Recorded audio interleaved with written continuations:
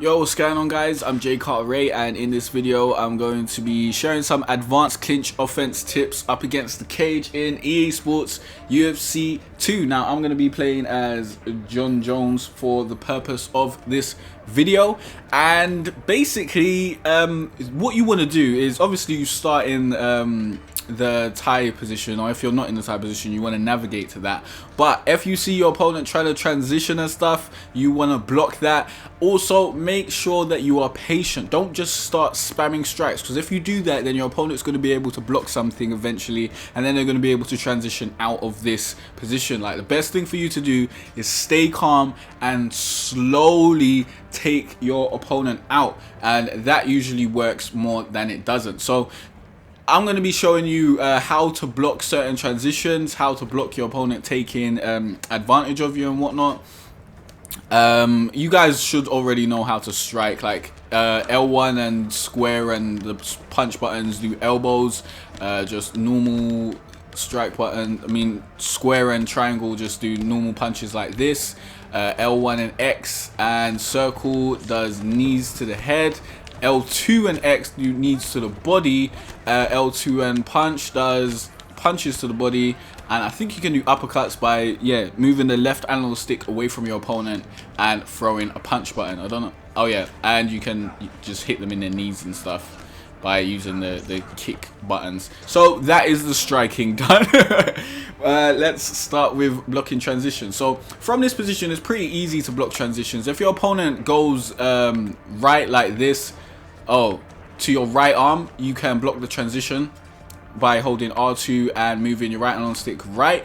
If he moves to your left arm, you block the transition by holding the right R2 and moving the right analog stick left. I don't know if I said hold the right analog stick in the previous defense, but no, you hold R2 in order to block transitions and stuff. So let's change to a different position, which I find to be, you know, more difficult to block.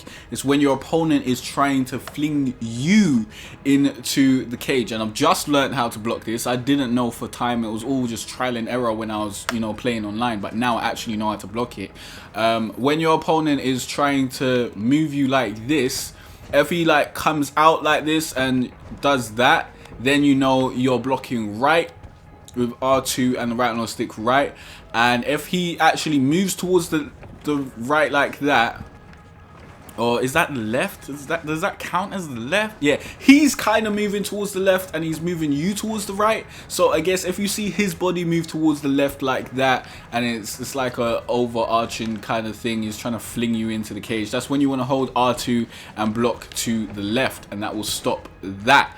And basically that's all you really need to know. Like, I've never seen people really do over under, but if you want to block that, you just hold R2 and move that left. Like, hold R2 and move the right analog stick left. It doesn't seem like it's actually blocking that now, to be honest. That was very weird. Let's see why that's not blocking, because it's showing me that I can block it. Okay, I can block it, but I must have just been pressing, like, moving the right analog stick too early. So yeah, if you see him doing that, that means he's going to go for over under. If you see him trying to put his hand under, that means he's going for the tie, and you block that by holding R2 and moving the right analog stick right. But when your opponent's going for the tie, it's not really a dangerous position for you, to be honest. That's a really whack position for your opponent to get into, unless he then goes for back clinch, which is, you know, quite bad. But you shouldn't even be getting into those positions there. And if your opponent gets the over-under, then I would suggest going straight back to the single collar. You could go for double under, but I generally don't do that. You might want to just go for a break, because if your opponent like does a throw, or I don't know, gets you in over-under like this, it's not a good time. It's no good time. It's very bad. So generally, I think those are the only transitions you really need to know how to block. If you want to know all the other ones like back clinch and all that sort of stuff, then leave me a comment down below and I'll go into more depth on that. I don't want to make this video 10 minutes long and go into every single possible thing that I don't think is common within a match. I thought I'll cover the things that are more common and that will probably, you know, be more useful. But also remember, you can just get into the practice arena and test out these transitions and test out how to block them if you have any difficulty. Please hit that like button if you haven't done so already. Also, be sure to subscribe, as I'll be putting out loads more EA Sports UFC 2 videos. And if you want to check out the rest of my EA Sports UFC 2 tip videos, you can click on the playlist on the screen. And yeah, leave a comment down below. Let me know what tip videos and tutorials and tricks and stuff you want to learn next, and I'll be sure to make a video on that. And I'll see you guys in the next video. Thanks for watching.